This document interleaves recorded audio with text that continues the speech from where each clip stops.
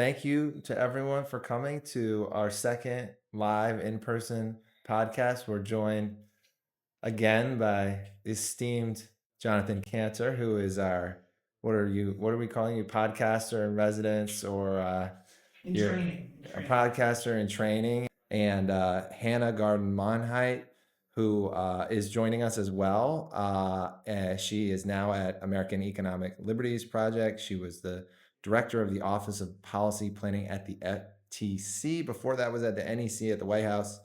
And we are also joined by Max Barangau, who is my right-hand man and colleague at the Capitol Forum and has done some great reporting on price fixing, which is the topic of conversation today. So thanks for everyone for doing this. It's great to have Jonathan back. Great to meet you, Hannah and Max. I only see you like 10, more than I see my wife and kids. So Yeah, it's yeah. good to be in a smaller room with you. But let's start with Hannah. I would love to know how, and we talked with Jonathan last week about how he got into sort of anti-monopoly policy. I would love to hear your story. You have an incredible background, trial attorney at DOJ, worked in the Supreme Court and Appellate Litigation Group at ORIC, NEC, FTC. Would love to hear like how your journey began and how you ended up getting into anti-monopoly policy. Yeah, and so I went to the University of Chicago Law School and I took antitrust as a law student. And when you take it there, I remember like being in the class and thinking like, what is this body of law in which there is no violation of law ever? Because so much of the class was around all of these like theoretical economic, just truly just like sort of economists saying like, well, this couldn't possibly be rational. And so, I had this sort of as a, young and naive law student, this moment of like, wait, something here does not check out, right? Like we have laws on the books, and yet here we've got economists who are just saying like, well, this is probably self-correcting. And so that clearly didn't make sense to me. And then, as I got more involved in economic policy, it was clear that there was this special moment where there were a group of lawyers saying, no, actually, this is a body of law that we can revitalize and use to make a difference for real people, both in their capacity as consumers, but also as workers. And that there are not a lot of places in law where there are tools for doing economic justice, and antitrust is just so clearly was an opportunity. Did it feel like this massive mountain to climb given the fact that the law had been so quiet for so long? It did, but it also like we were at such a time that just like felt like so much opportunity, right? Like we had swept into power with this mandate, and the president was somebody who just gave us the room to run with it. And so it did, but it also didn't, because it felt like we had the wind at our back, right? Like we had the political wind at our back, both from the president, but also there was this bipartisan interest and bipartisan skepticism in corporate power and the way so much of our lives are being controlled by these large corporations. And so yes, it felt daunting in the sense that you have all of this like sort of legal arcana and all of these sort of self-imposed tying of hands behind one's back rather than enforcing the laws on the books. But it also felt like there was this moment that we all had, and that like the right people were in the right place at the right time to make it happen. But when you were at the NEC, what kind of reaction did you get from, air quotes, the antitrust establishment or the kind of corporate America? Was there a reaction that was like, hey, you guys can't do this, or this is wrong, or this is not how we do things?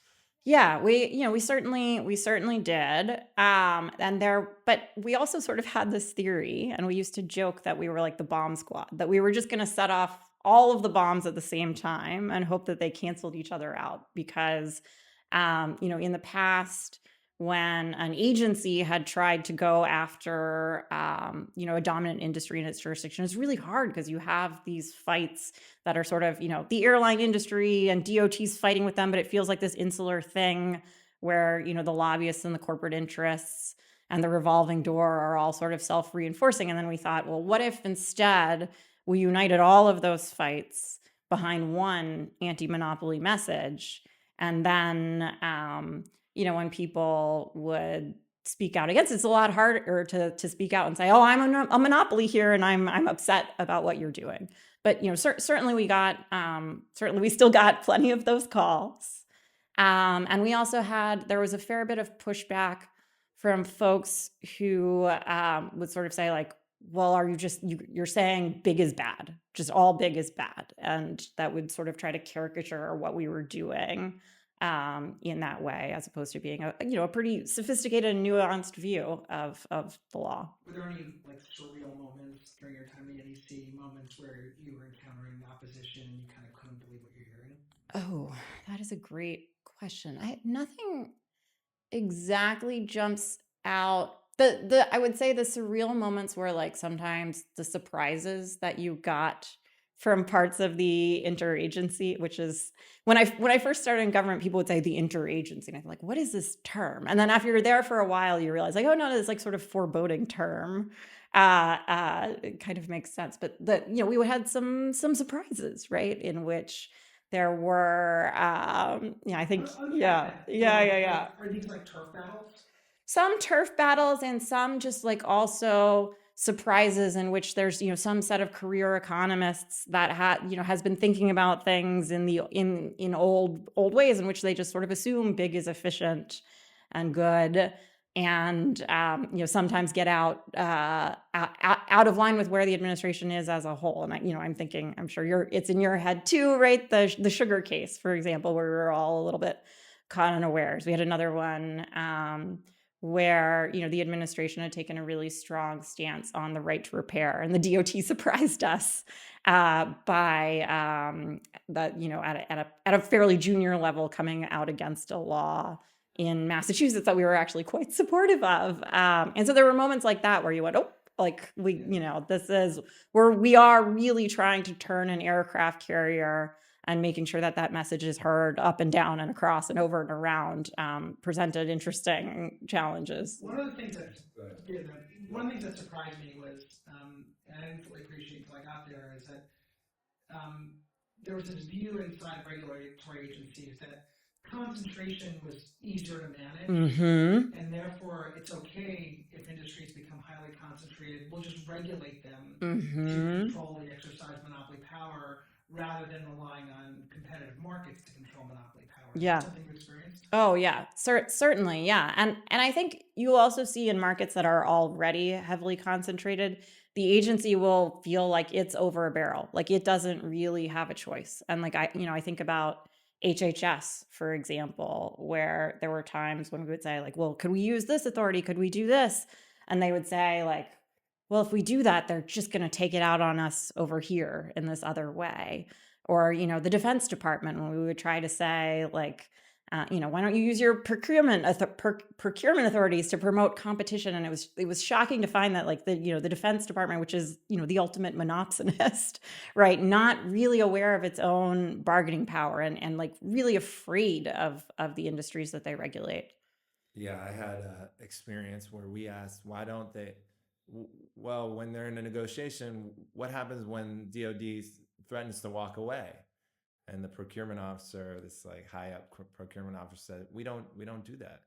I go, well, if you're never willing to walk away, then it's not much of a negotiation.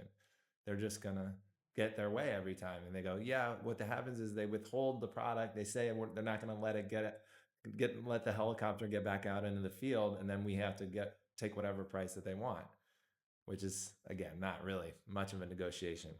But I wanted to get back to the sugar case because you guys briefly mentioned that, but that was one of the most shocking stories of monopoly, corruption. I mean, just so many things going on.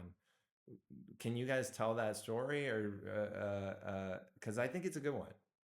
Yeah, I mean, so DOJ brought a case challenging an acquisition, and then a USDA career attorney ended up taking the stand, and economist. Yeah, this is Sugar Barbara, as she came to be known. Yeah, you were closer to it, Jonathan. No, go for it. But it just it took everybody by surprise to see one part of the federal government testifying against another part of the federal government on something that was a very high priority for the administration. I would say, that wasn't unique to our administration. We obviously saw the FTC and DOJ frictions in the past Trump administration as well.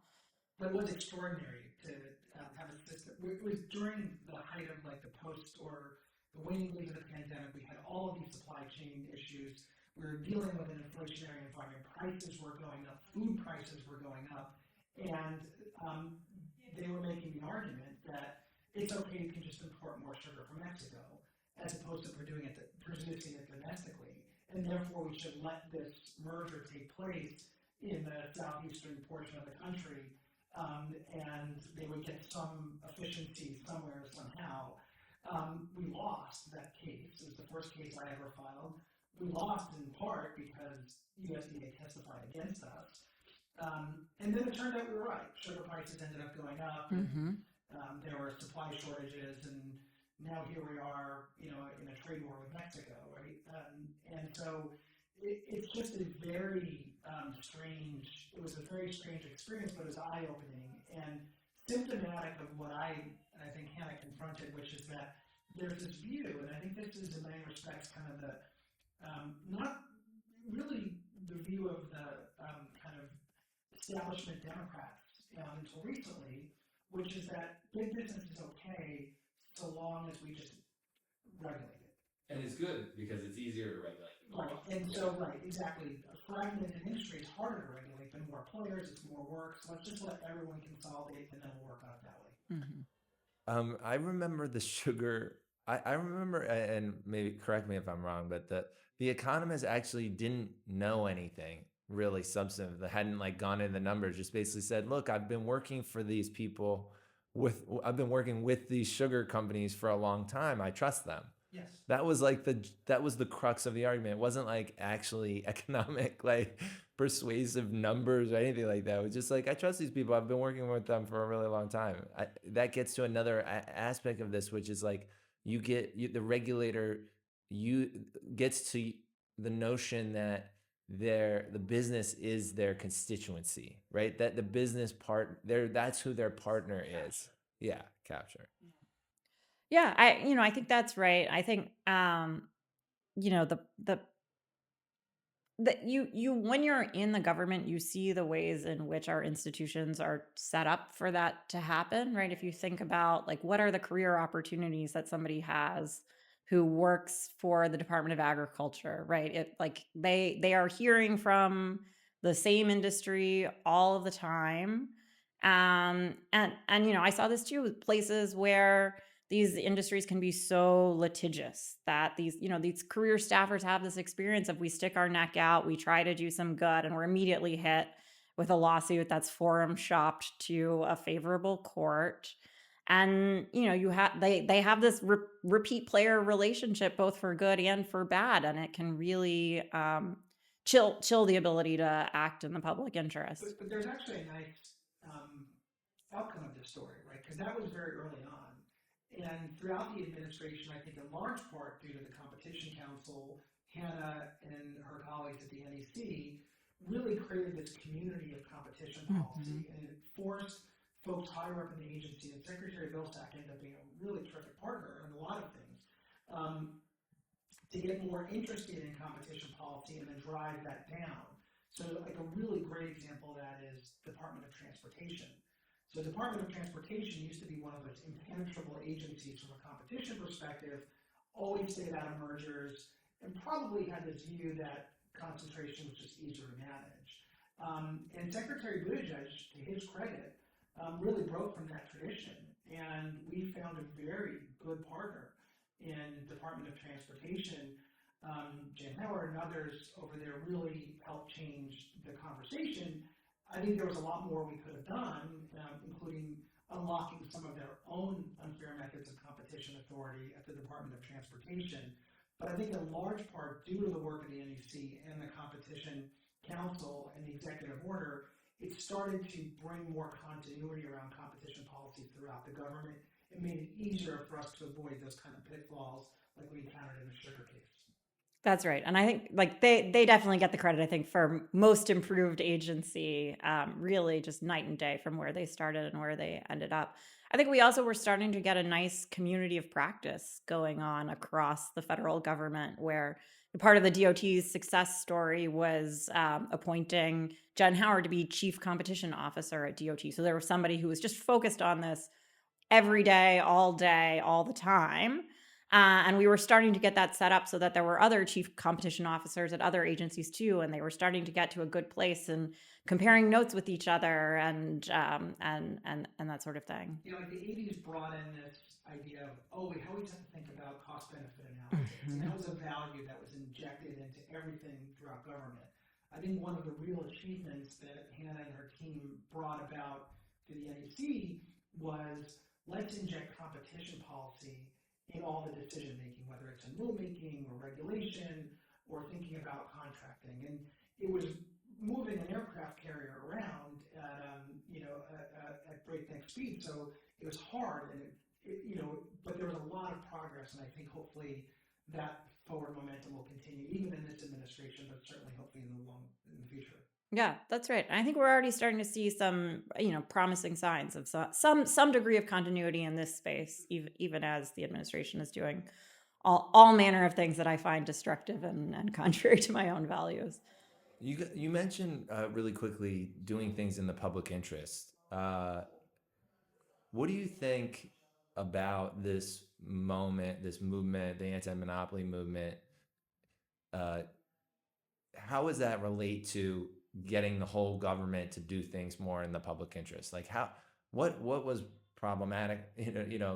I always am shocked that there's so few people actually talking about the public interest when you talk about a congressional piece of legislation. Everything's like, what's politically possible? And it's all about lobbyists. Having grown up in DC, you don't really hear when people are making a decision, oh, this is in the public interest. It's like such a small piece of the debate, but you mentioned it as one of the goals, obviously, if not the goal of what you're trying to accomplish with competition policy. How do you two think of the changes that have occurred to allow that to be more part of the conversation, or what has changed, and what did it take to bring it up in importance?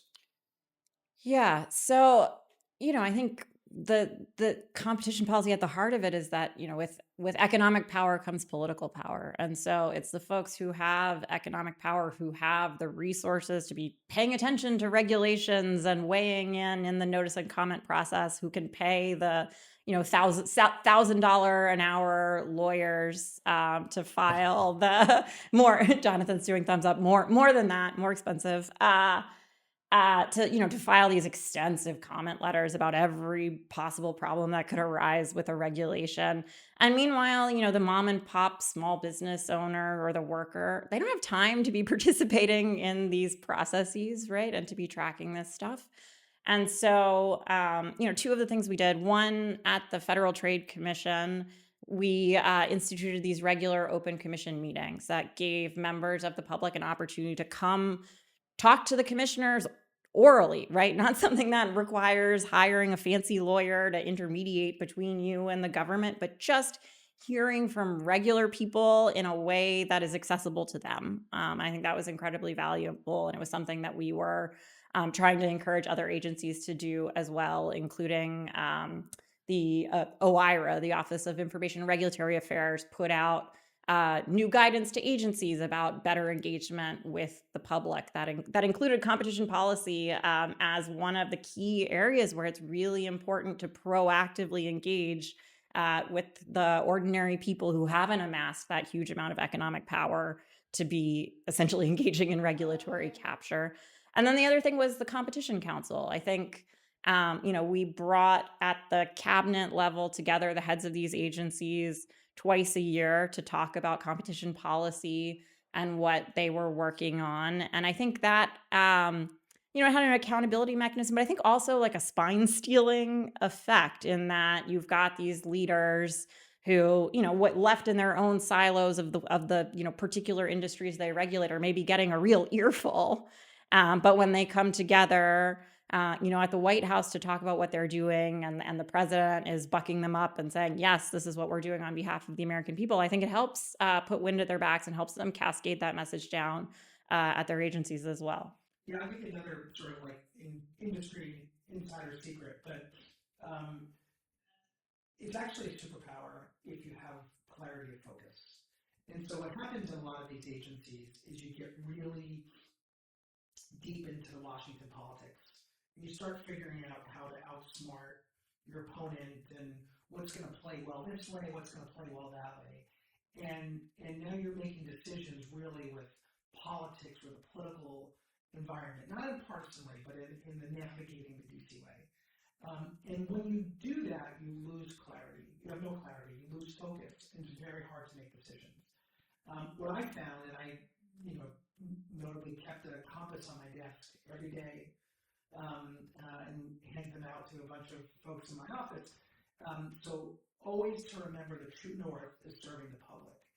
And if you have that constant principle in mind, and every decision you make is what is in the best interest of the public, it actually gives you so much clarity in decision making. And if you give that primacy over the kind of political considerations, which are not irrelevant in Washington, but if you focus first on what's good for the public, everything else is so much easier. And the decisions that might get cloudy become so much easier to make. And it's something that, the reason I call it a superpower is because too many people DC get lost. They forget that. Even if they believe it, even if they are sincere in wanting to do the right thing, they get too focused in the theater, they get too focused in the sport of the politics and lose sight of the objective. It's almost like some people who go into the government, you think, oh, that's why you're going into the government. That's the whole point, that you went in the government. But a lot of people, they get to the government and they think because they're in the government, they are, whatever they do is doing that. You know what I'm saying? They just completely miss the forest for the trees. They're like, well, I'm in the government. Obviously, that's what I'm doing. Right. So my decision is going to be in the public interest without, And this is a problem that really plagues people at higher levels in decision-making roles, right? Like people who are on staff, for example, right? They're focused very intently on, their case or their rule or whatever it might be. But when you're trying to figure out all the big decisions and you're a decision maker, it's super easy to get sucked in. And it's it forces you to lose focus, and it forces you to compromise and shadow box. And but if you have that clarity, what is the right thing to do for the public, as the final question you ask before you make any decision, it really makes things a lot easier. And I came from it as a perspective of, curious of your thoughts, Hannah, but I'm a lawyer and I have clients, right? And so when I was a lawyer representing my client, I had an obligation, a duty, an ethical obligation to do everything possible within appropriate ethical boundaries to serve my client. I would jump in front of the train for them. When I got to DOJ, my client was the public. And I took the same attitude, which was, I'm going to do everything I need to do in order to represent the public in the best way I knew how. And again, that clarity is a superpower. Yeah. I think a lot of the story here too, I think a lot of these people truly do come into government as public servants and wanting to do things in the public interest. And I wouldn't describe this as like a moral failing of them so much as the institutions and our systems in which the information environment that they live in can be very one-sided, right? If you are a career staffer in an agency who's focused on your rule, you are probably hearing, it's basic public choice theory, right? You are hearing from the people who have the biggest economic stake in it, which is by definition the people who are powerful. And that's who you're hearing from over and over and over again. And that's who's gonna, you do the right thing and then they sue you and some judge issues a nationwide injunction to stop it. That sort of thing wears you down over time. And it means that, you have to really be relentlessly focused on going out and engaging other voices, because the voices that just naturally come to you are from one particular side of issues. Yeah, and also it's not just one-sided from the companies.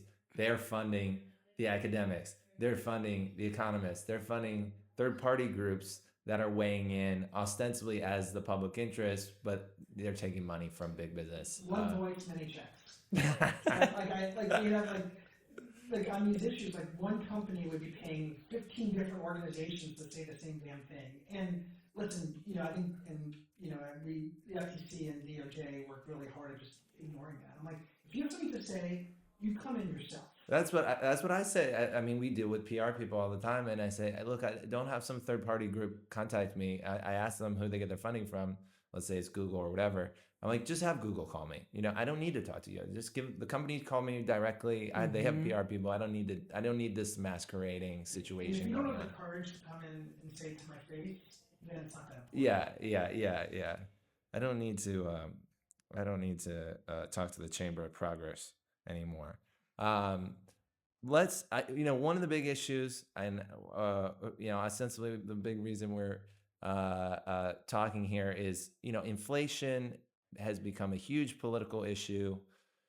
There was huge back and forth, during the election and just ongoing. How much is price fixing? How much is consolidation, market power, really driving inflation? And I do want to focus as much as we can on price fixing and algorithmic price fixing. And you both had interesting perspectives in that inflation was happening after COVID. You're at the FTC, you're at the NEC and the FTC, you're at the DOJ. How big of a problem, from your perspective, was algorithmic price fixing as contributing to inflation? And how did you at each agency sort of think about, how are we going to learn more about this? How are we going to figure this out? And how are we going to, essentially put a stop to it? Yeah. So I think, at the risk of getting too legalistic, I'll pull apart two things. So there's price fixing in the sense of, an antitrust violation. And there, I think rental housing is the area where we probably saw the most concerns that was playing a really significant role. I won't step on Jonathan talking about his incredible work on the RealPage case, but that's one where you don't have to take our word for it. You can take their word for it, because their vice president, I think, said that he thought they were responsible for double-digit rent increases in Nashville, right? So take their word for it. Then, apart from that sort of Section 1 Sherman Act price fixing type of claim, we also had a lot of concerns about what a lot of people call like seller's inflation, right? So we saw in the Kroger case, where the FTC challenged what would have been the largest supermarket merger in history, one of the Kroger executives testified that, I'm paraphrasing here, this is not a quote, but essentially admitted that they padded the price of eggs and milk when, yes, inflation, the macro environment was driving up their costs, but then they padded it, right? And they added to it. And early in the administration, when we first started raising that concern, we got a lot of pushback, a lot of people saying, oh, no, inflation, this is just supply crashing into demand. That's just what happens in the free market. You need the prices to go up so that people will rush in and meet the demand, blah, blah, blah.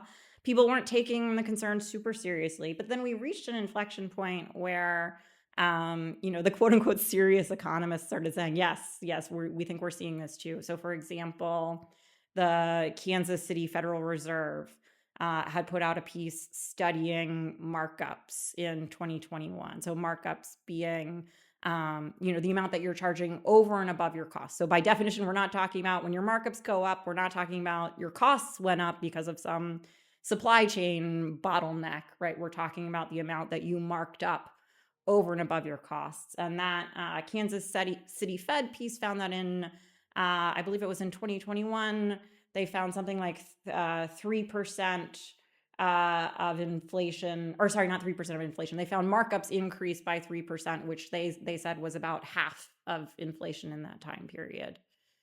Yeah, I guess I think about this in two different ways. One is sort of price taking, and the other is price fixing, right? And so, to build on what Hannah was talking about, the pandemic and the supply shortages were kind of this interesting, it's like throwing a match on, a bucket of gasoline, right? You have these concentrated industries where perhaps there was so much concentration, the companies in the industries didn't fully appreciate how much they could raise prices. And collectively, they were given an excuse to do it.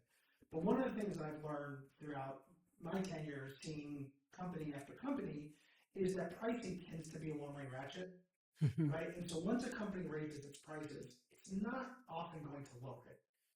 Maybe on the margins from time to time here and there, but for the most part, once a company is able to get consumers conditioned to pay more for a product, even if those supply shortages and changes ease, they're not lowering their prices, right? Because they've conditioned their consumers to pay more for something.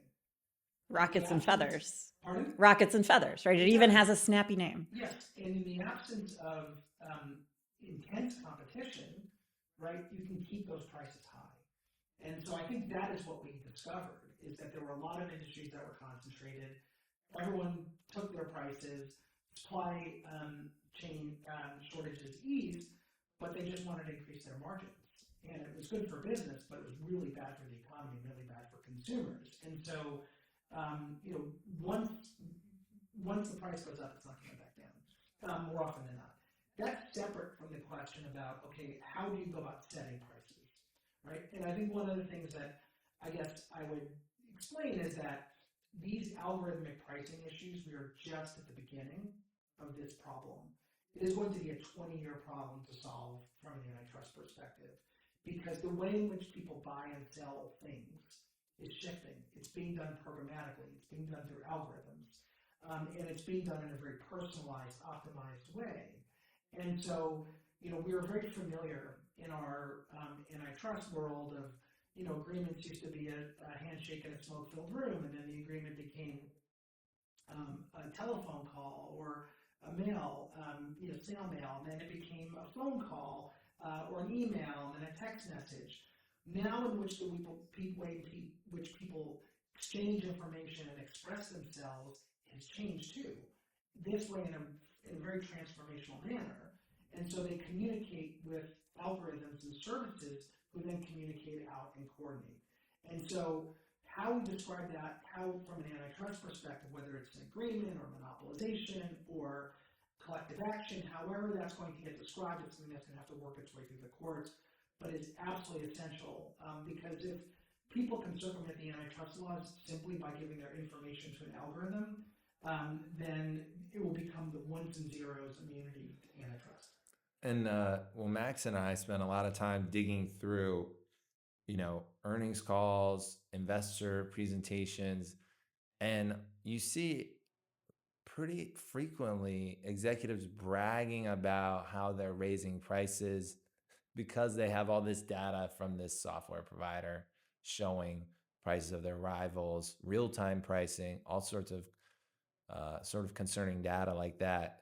Maybe I know, Hannah, you mentioned in a paper you wrote, a paper you wrote, price fixing by algorithm is still price fixing. You mentioned housing, online retail, hotels and casinos, meat processors as industries where you're seeing potential price fixing.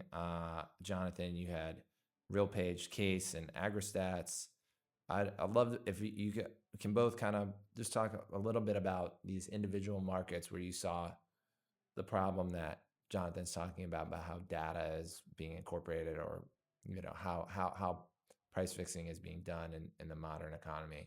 Yeah, so we've seen quite a few cases on rental housing and then also hotel prices around these software products that are essentially, they're just kind of saying it right out there, saying, put your data in here and we will, one of them's called Rent Maximizer. It's right there in the name, right? And the pitch that they're giving to landlords or hotels to sign up is essentially you can make more money by not putting your units on the market, right? In the hotel industry, it used to be that they maximize occupancy and then undercut each other, and do that by undercutting each other on prices. And instead, these algorithms are saying, well, actually, we're all going to be better off. Maybe if you don't put all of the rooms on the market and you can charge more for them, for example. Yeah, and it's the collective use of the services that I think matters. So, pricing tools have existed for a long time, and it's sort of like if you have a spreadsheet, right? Everyone's using Excel. It doesn't mean that you're price fixing because everyone's using Excel. But if everyone's using Excel and sharing their information with each other, that seems far more intuitive to be an antitrust problem. That's what's happening with these services. You're effectively outsourcing the pricing function or the pricing intelligence to a third party who is giving you information based on what everyone else is doing. And when you have that feedback loop, it's really important, in my view, to elevate substance over form.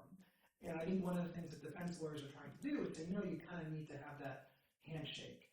And to me, it's just a different way to express an agreement, one that is frankly more dangerous, because programmatic buying and selling and pricing through an outside service that is done algorithmically, it's a lot easier to get it right. It's a lot easier to lock people in. You have less cheating, you have more precision, and it's much easier than like sharing manila envelopes with prices, but it happens in real time. And you're actually, by moving the function away from humans to machines, you're actually almost engaging in perfect price fixing. So I have a question. It's okay for you to step in. Like, one thing that I read from companies defending themselves, either to me or in legal papers or whatever, is that their algorithms don't train like on each competitor's data, and that the algorithm gives. So this is for Instacart, for example. What they say is that we give our pricing algorithm to this retailer, and all of the data is only that retailer's. But like, the thought that comes to me is like, there's still this problem, which I think both of you guys have talked about, where it's basically that you have all these different competitors essentially taking the decision-making process of setting prices and giving it to a third party. So sort of almost centralizing the almost neural network of these different competitors setting prices. And I guess my question is, like, how would you approach the response that, because like we're not actually sharing sensitive data because this is not like a price fixing violation? Right. Really, the facts matter. And Yeah. so, like in RealCage, and we talked about this publicly, we did a tear down of the algorithm. So we took our data scientists, we subpoenaed the algorithm, and we did a linear review of the code to figure out what's happening under the hood. And so, just because the two parties aren't sharing the information directly, doesn't mean you have immunity from the antitrust laws. And so, for example, if let's say there was a consulting service called Price Fixing Inc., and they had a conference room, and then every 5 p.m. every day, all the different competitors would line up and give their information to Price Fixing Inc. Price Fixing Inc. would spend the evening looking at all the information, and then 9 a.m. before their stores open, they would give everybody suggestions on what they should charge. Right? I don't think as antitrust lawyers we would find that to be a complicated fact pattern. Yeah. And so to the extent that it's happening through algorithm in real time, then it can raise the same kind of issues in antitrust. Again, I think about it more like that Excel example. If you're just giving people tools to help them optimize their own stuff that is based only on their own information, that if that's all that is happening, that is potentially one variety of it might be less problematic, it might not raise the same degree of antitrust concerns. To the extent the information, the feedback loop, is informed by what others are doing, including informed by your direct competitors through information that you wouldn't ordinarily share or see in the ordinary course of business, then it absolutely raises antitrust concerns. Yeah. I would add, I'm not sure it should matter whether the information is like non-public information, right? If we were amassing all, if I'm a gas station and my price is posted right there on the sign, it's still price fixing if I say, Jonathan gas station, like, let's agree on a price, right? It doesn't matter that our prices are posted publicly. What matters is that we've centralized the decision making. Right, but the question is it centralized decision making if it's just public observations and then you're making a recommendation based on public But if we're using public data into one algorithm that's setting all of our prices, we've still, If everyone's going to the same consulting firm to get the same advice on pricing in the same competitive industry, Bingo. Those are the kinds of things that should concern us, whether it is a consulting firm of humans or a consulting firm of robots. It shouldn't matter. I spent a lot of time thinking about like how they're bragging about how the products are used. Yeah. So if they're saying, "Hey, retailer, you're gonna make more money because you know which products are what's going to be price sensitive to the customer and what's not, so you can maximize your pricing or whatever, maximizing your profits based on the pricing." To me, that's gives you most of the game right there. The other thing it raises is, in many respects, it suggests that you can exercise market power and monopoly power to lower market share threshold, right? And so to the extent that you can more perfectly extract prices through algorithms and through personalized information, and some of the economic models that underlie a lot of the idea that, well, you need 80 or 90% of the market because otherwise you don't have enough market power. Well, if you can exercise market power in a very personalized way at a lower market share because you have the requisite threshold of information, then it suggests we need to rethink a lot of those models and how we apply them. Yeah. What do you think about what do you think about the tools in the toolbox right now to get at personalized pricing? I spent a lot of time thinking about Robinson Patman, Packers and Stockyards, Section 5, the FTC Act, tools in the toolbox that can kind of get at unfair competition when it might not be the easiest antitrust case. So you have this, some of these issues that come up with all the, the Wendy's pricing or Walmart. If at Walmart, when you walk down the aisle, they're just going to give you a different price for everyone that walks down the aisle because it's a digital price, and they, the price discriminate for people who are less likely to shop around. Yeah. So you can isolate a market of consumers who are vulnerable, the marginal consumer.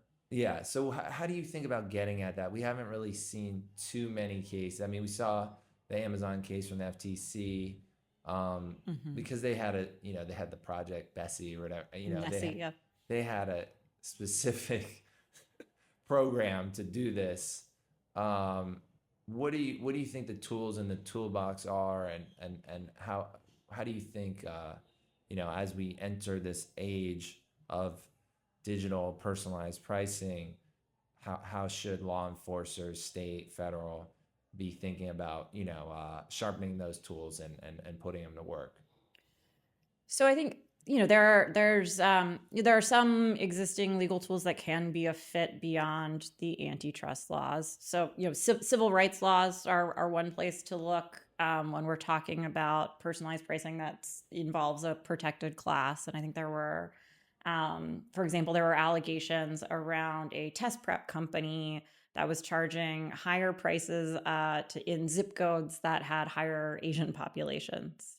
So that's something that potentially is actionable as discrimination in the sort of 14th Amendment sense. And then also a lot of this stuff you can go back to the root of it is the data collection, right? The massive data collection, and so there can also be privacy law tools there if somebody is amassing this data from you and using it in ways that you didn't expect or consent to.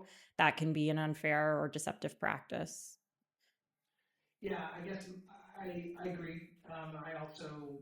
My view is we just need to bring cases and work through the courts, right? This is going to be, again, a 20-year journey, probably.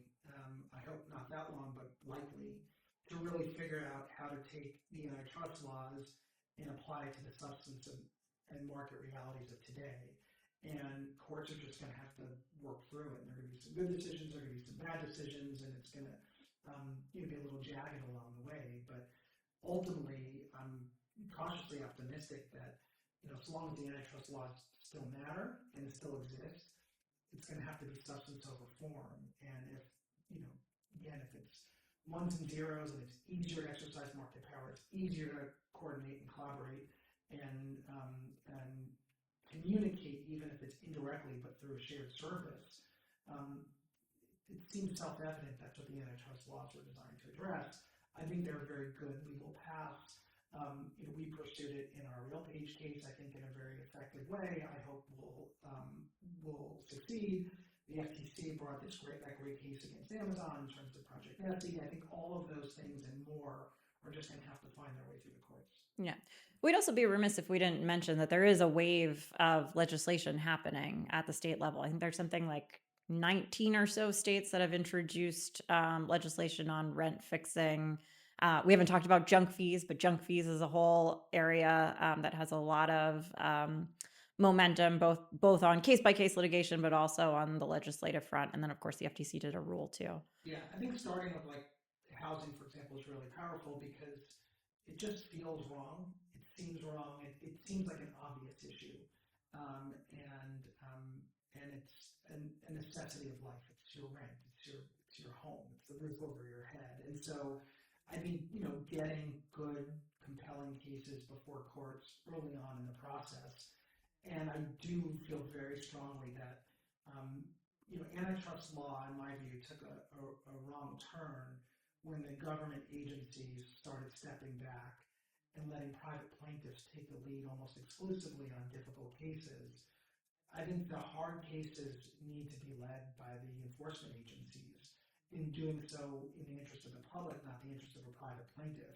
If you look at most of the cases the Supreme Court that have generated unfavorable case law, they tend to be private cases, not government cases. Not 100%, but for the most part. And so, the reason why the agencies are better positioned is because they have access to more information and facts and subpoena power and CID power on the front end. So we were able, for example, in RealPage to get the algorithm to literally, look under the hood and unpack it. And our complaint explained exactly what was going on. And I think that makes the case more compelling on the front end in terms of a motion to dismiss. And even the greatest plaintiffs lawyers don't always have access to that information on the front end. I want to talk about staples, consumer, eggs in particular. Max recently broke a story that DOJ has an investigation into egg pricing, which for the first time the Wall Street Journal and New York Times actually recognized us as a media institution. So thanks to Max for pushing us into the next stage of the Capitol Forum's recognition nationwide. But maybe you can fill us in really quickly on what you heard about, what you reported on eggs, and then would love to hear from Hannah and Jonathan how should the DOJ be thinking about looking into egg pricing? Yeah, I mean, I think I haven't talked much this podcast. I think in part that's because I'm just out of college. And I'm definitely a little bit less experienced, I think, to say the least, than other people in this room. Don't But sell yourself short, actually. This is a really exciting area, one that resonates with the public. So tell us what you found. yeah, well, I think it's for me it's just what's intellectually interesting to me, and it was basically just reading this complaint, or the judge's order in this Cal Maine versus what was it, Kraft, and like all these other like big like buyers essentially suing them, and just like reading it and like going through like this like series of events that happened in the 2000s, where it was basically just like kind of telling a story. And the story was basically, this is what the jury decided, and the judge was like, yeah, this makes sense to me too. The story was basically Cal Maine and the United Egg Producers, which is like an industry egg group, which had around the time like 90% of all eggs that were produced, were basically like, let's get all the scientists into a room, and they're going to come up with these ideas for how to make producing eggs more sustainable. So they did that, and then the scientists left the room, and then the board people went in, and then they came up with basically, they picked and choose according to the judge and jury, and I guess to the plaintiff lawyers for Kellogg, but they picked and choose and basically came up with their new ideas for this program called UEP Certified. And UEP Certified basically would increase the size of the cages while also making sure at the same time that like there were the same amount of chickens in the cages, And also, this was the cool thing, at least to me, making sure that there weren't any extensions built into the hen houses, so that there was basically like a, this is what Peter Carstensen, who's like a law professor at Wisconsin, wrote about it, is like a naked restraint of supply, a naked restraint of trade, which is supposed to be like a per se violation of the antitrust laws. Though in these cases, it was kind of, it got kind of confused a little bit just by some natures of the case. And I'm not obviously a lawyer, so I couldn't really So, figure so it in out. other Yeah. words, the allegations, at least that were in this case, as you described them here, are that they were putting restrictions on the ability, for example, to extend their houses and cage size in order to produce more eggs, and so they were doing that collectively rather than individually. Yeah, and this is the crazy thing to me is that they had this like industry like trade letter where it was basically like interviews with Cal Maine, and then the other one was Roseacre, like interviews with their CEO, where it's like if you increase supply, the industry dies. So it's basically just like telling people do not increase supply, and they would also, to make sure. So you also had to have 100%. Another part of the program was also that they would kill, you weren't allowed to replace dead birds with new. You weren't allowed to replace dead chickens with new chickens. Like that was against the rules, according to the UEP certified. And it's also like what they did is that you had to have 100% in all of your different parts of your compound or whatever, your factory, I forgot, farm. You had to have 100% compliance with all of these rules, and they would send around every year someone to check to make sure you were in 100% compliance, which is like just a perfect way to make sure no one's cheating from like the unilateral decision to restrict supply. Sounds like a law school exam. Yeah. And So Max, help me understand this, right? Because I keep hearing that egg prices are high because of the avian flu. right. What do you think of that argument in light of your investigative research? Well, this is honestly less my research and more the research of Basil Mishabash, like the guy who wrote the. I think you remember you said this was like changed the DOJ, how the DOJ was looking at antitrust when you introduced his paper. You did like a live call with him like last year, which I thought was kind of anyway. But it was like he wrote this like 400-page paper basically going into every single agricultural sector and like diving in deep. And like I remember, so when this was going around, I looked into eggs and what he wrote about eggs, and then there's obviously this hen breeding stuff, which is like another layer on top of all of this. But then what he wrote was like basically during this time of egg flu or bird flu, sorry, you had almost like like just kind of classic finance class. You had like a 5% decrease in production, but like a 30% increase in like gross profits essentially. I mean, like I'm not getting the numbers right perfectly. Very Yeah. similar, I think, some of the things we were talking about early on about the shocks to the supply chain at the outset of the pandemic. Yeah. Right. So there was not enough. It's a suggestion I'm asking now that there was not enough play in the joints to absorb a supply shortage. Right. So you have a lot of players producing a lot, and there's capacity outstrips demand, and you have a shock to the system. You can still absorb some of that shock if you have a sufficient number of competitors independently producing supply. But if everything is just on the edge of just enough to meet demand or not enough supply to fully meet demand, and you have a shock, it's likely to have a much more significant impact. Yeah, and but that's like I think there's also another side, maybe it's the same, another side of the same coin, but that it's like you have like a cost shock or a price shock basically, or just something that's increasing prices like 5-15% maybe. And it's like we can use this in like the way I would think about it if I was in their board office and I like had absolutely no care about anything in the world and besides just my bank account. Like what I would do is like I would be like we can raise this whatever like 5-10%, and we can like we have these cost input costs go up 5-10%. We can say that because they don't have like what's the word, like they don't have vision that can go through our walls. We can just basically increase the prices like 25-30%. And this is what Helsinger was telling me is like, I don't know if he coined it, but he called it cost amplification, where it's basically just like a level of information.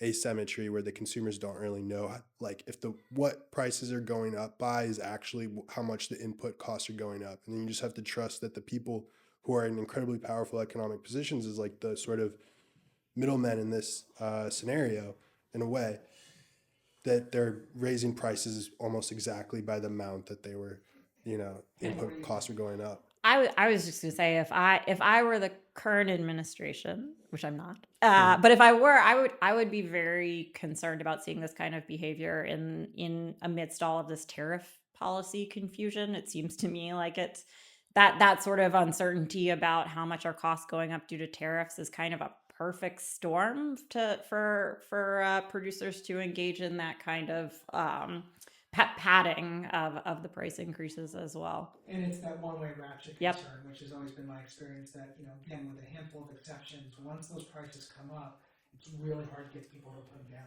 even when those shocks start to ease. What to me, I just look at the profit margins. I mean, the profit margins go way out, and how when you're there and you see that, is that not just like a light go off and you're like, all right, I'm pretty sure I know where this is, where the bad behavior is, or because I used to bring this up, I have to ask it because I used to bring it up when we started the company, and people said, no, that's not you're not allowed to say that, like that. It was kind of like I was shunned away from thinking like that, but that's obviously the first thing that comes to my mind as I look at who's making the most money right now. I'd say when you're looking at the margin increases, the markup increases, it's definitely a red flag that you want to dig further. There can be other explanations. So, for example, we saw those types of margin increases in grocery, and from the Kroger testimony, we know that in some cases that was, at least in some cases, they admitted, right, that they were engaged in padding. But economists were also wondering whether there were shifts in consumer behavior during the pandemic between lower margin and higher margin products. So, for example, if consumers switch during the pandemic from brand names to store brand, generic brands, those brands, those white label products are higher margin generally. And so it can be the case that you see markups go up because of some other underlying thing in the market. So it's not the be all end all, but it is certainly a sign that you should take a closer look, I would say. Yeah, I very much agree there. It's often a red flag. The defense side will introduce noise, right? They'll say there are all these other reasons it's happening, and so you can't prove that the margin alone is a reflection of market power or Section 1 kind of collusive behavior. And so it's you have to dig a little bit deeper, but it's an important signal and certainly relevant to the analysis. Yeah. Go ahead. I was just going to say, for folks who are not, government enforcers who have access to those, pre-complaint investigative tools, it's really hard to know what a company's costs are and what are happening with their costs. So in grocery, for example, Nielsen has extraordinarily rich data about prices. Like everything you scan at the grocery store, Nielsen has data about how much they cost, or sorry, how much they're charging you. But figuring out what a company's actual costs are and what's happening to them is extraordinarily difficult to do unless you have some form of subpoena or civil investigative demand power. One of the things that we ran out of time to do at the FTC, but was on my wish list, was thinking about using 6B studies to get at this, because the FTC has this very unique investigative tool that we can demand information for companies without, a specific law enforcement purpose, just to learn more about a market. And historically, the FTC actually at one point used to do what were called the line of business surveys, where they just required regular reporting from companies that helped them understand what was happening with costs and margins and profits. And that could potentially be a very interesting tool to use to try to create more data around what is going on with costs in response to shocks, and whether profits and margins are going up more than those costs. Right. This is a lot of the other side of AI. I think the agencies are going to have to learn how to use algorithmic tools in order to spot problems and do investigations. And so we just started working on this in a more sophisticated way before I left, and I think is the future. Like you can actually programmatically uncover a lot of this and cut through that noise if you have the right access to data, which the agencies you can get. So I think it's going to be really important that the agencies, on a variety of fronts, invest in technology tools to help conduct these investigations quickly, and to help avoid some of the challenges in tuning out some of the noise or other distractions that might be in the data. We also, I want to get your take on this. We also found in the egg market that there was a private equity roll up or a private equity like roll up of, was it private equity in the premium? One of them was private equity in the premium egg market, and so you have this yeah. you have this halo of these two companies that own. When you go to the grocery store and it's like $10 eggs, you're like, what's going on here? And it's got pictures on it and stuff like that. Well, there's two companies that run. One is publicly traded. One's a private equity roll up. I can't remember, but they consistently price like what, like $5? How much more is it than your average? It was like $8, $9, and then and this was back in like December, November, Yeah, and then the other ones were $4. Yeah, so it's, you're talking $4 or $5 markup. Over double what the average price of eggs was, and they sort of always stay there, and their profit margins are like very stable. Did you ever have these different tiers of pricing like that where, because it just seemed to me that like that encouraged more inflationary behavior, because they're like, well, I see these guys, they're making 30% margins, they're charging $10 for eggs, yeah, it's at Whole Foods, yeah, it's got fancy pictures on it, but they're not really, it's questionable how much organic, how happy those hens are, how much they're really doing for the hens here. So some of that's marketing. You have lots of premium products and different tiers, and so it's very common in antitrust cases, going back now generations, to think about the different levels of a market. Premium, super premium, economy. You see it in airlines. You see it in food and all sorts of different products, luxury products that came up in the Capri Tapestry case, of course. And then you have sort of price makers and price takers, right? And so these industries, as they become more concentrated, have a follow the leader style effect, and that's really one of the many tools in the toolkit is thinking about coordinated effects, and that's really, I think, what you're getting at. Yeah, I think you're also right to identify that it's important to use other tools too to make sure that consumers are getting what they actually are paying for. So, for example, both the FTC and USDA did rules around Made in America labeling, because it turned out that there are lots of products that were labeled Made in America, but what they actually mean was that it was an animal that was raised in Brazil and slaughtered in Brazil, but then sent here and like repackaged and then labeled as Made in America. And so USDA did rule on meat, and then FTC covered the other products in its jurisdiction to essentially say, this label, if you're going to say Made in America, it has to really mean, born here, raised here, slaughtered here. And another thing that happens, the Trump administration has proposed egg imports as a possible solution. But interestingly, the egg producers are happy with that policy. So that immediately made Max and I think that probably wasn't going to be enough. What's your... Yeah, and the USDA also kind of walked it back in their plan too. It was like more like, well, we're going to donate $500 million to help vaccine research, and then like $400 million to help replenish new chickens, and then we'll see about importing eggs. Yeah, so what, you mentioned importing sugar wasn't going to work. Why would, just for our audience, why wouldn't, and for Max and I to learn, why wouldn't importing eggs work? Well, it costs money for some of it. Second of all, you're dependent on someone else's supply chain in order to provide it. And then you have all the geopolitical considerations. And so this idea that you can magically invite foreign producers to enter the market on demand anytime there's a supply shock, or anytime concentrated power results in higher prices, I think is an interesting concept, but certainly there's no guarantee it's going to bear out in reality.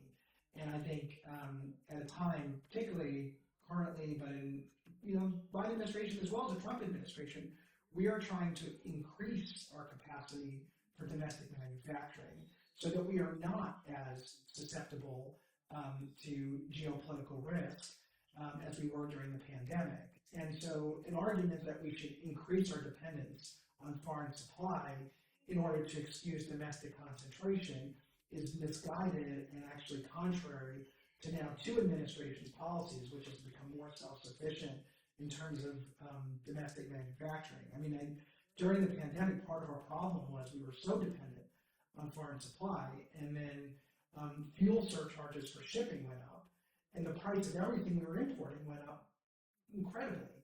Had we had domestic manufacturing, we would have had those risks. And now you add tariffs and all these other uncertainties on top of it, it's become far more difficult to have reliable supply. And so I don't think that is a strong or powerful or compelling argument to offset what might be domestic concentration, particularly on things that are really important, like eggs. Yeah, I think on eggs, it's going to be really important to get to the bottom of what is happening right now in the pricing behavior, and as you said, there are some signs that the math doesn't math on claiming that the problem is avian flu. I also think it's really important to be paying attention to additional consolidation in this area. It sounds like you and I share an affinity for just poking around investor calls. And I happen to be looking at Cal-Maine's latest investor presentation, which clearly charts out that they have an acquisition strategy, and that is a big area of focus for them right now. They have a little logos that they've made for organic growth and inorganic growth. And when I first thought, I thought like organic eggs and no. Yeah, acquisition. It's a great point. I think organic growth, listen, sometimes companies merge and it doesn't raise an antitrust issue, and that's that's the law. But I think one of the just to bring this all full circle, one of our objectives was to when you have more necessity is the mother of all invention, and so strategic acquisitions become too risky, then companies find other ways to grow. I mean, other they sometimes will go public instead of selling. They might invest in additional supply, additional R&D, and that's good. It doesn't suggest that it's the only way to grow, but you want more of that. You want more players out there figuring out how to make their products better, how to compete more, how to earn more customers. And the more companies you have doing it in any given market, the better off everyone's going to be. NVIDIA tried to buy ARM, FTC blocked it, and now ARM's competing with NVIDIA. I mean, you see this. We blocked Spirit JetBlue.